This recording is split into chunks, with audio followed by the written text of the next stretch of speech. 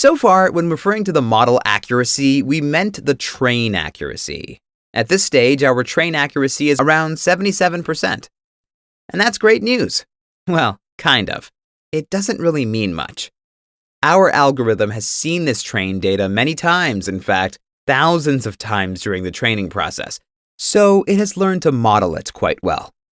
However, it may fail miserably when provided with new data. As we said earlier, we should test it on data it has never seen. It is time to use the test data. This will also be the end of the machine learning part.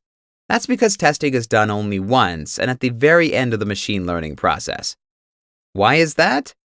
Well, some researchers are looking at the testing accuracy and then tweaking the model a bit to get better test accuracy. However, if you do this operation enough times, what will this be? An iterative process in which you change some parameters based on a function, the accuracy in this case. But that's basically the definition of the machine learning training process. So instead of testing, you will be using the test data to train a bit more, but this time manually.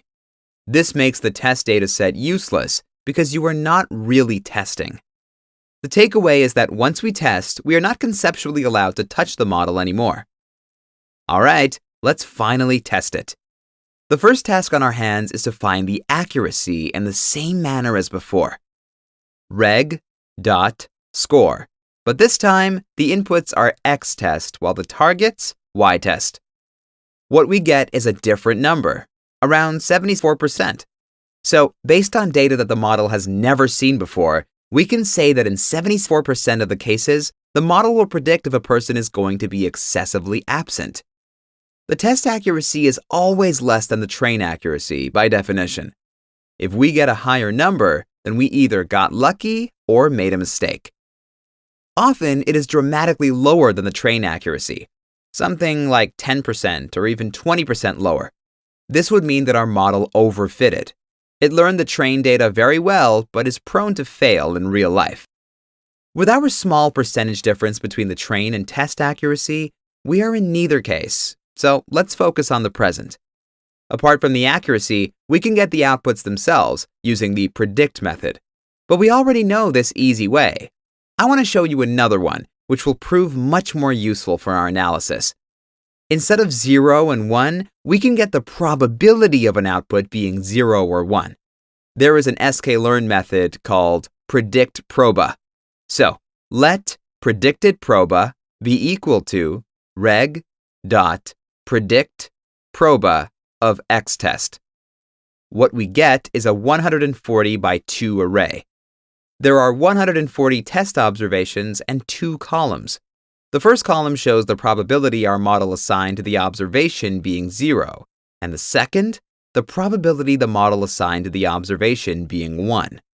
That's why summing any 2 numbers horizontally will give you an output of 1. See? Okay. What we are interested in is the probability of excessive absenteeism, right? So, the probability of getting 1. Therefore, we can simply slice out all values from the second column. This will give us the probabilities of excessive absenteeism. And this result is much cooler than simply zeros or ones. In reality, logistic regression models calculate these probabilities in the background. If the probability is below 0.5, it places a 0. Otherwise, a 1. There are other considerations we can make and other ways to see how good our model actually is. However, we won't be diving too deep. Instead, we want to get back to the integration. From this point on, we will take several important steps. First, we will save our model so we can use it later on. We don't need to train it every time. We just need to determine the weights once and then save them for later use. Second, we will create our own module so that our less technical colleagues can take advantage of this model too. Finally, we will get completely new data, classify it, pass it through SQL, and then analyze it in Tableau. We're almost done here, but the other exciting parts of this exercise are just about to begin. Thanks for watching.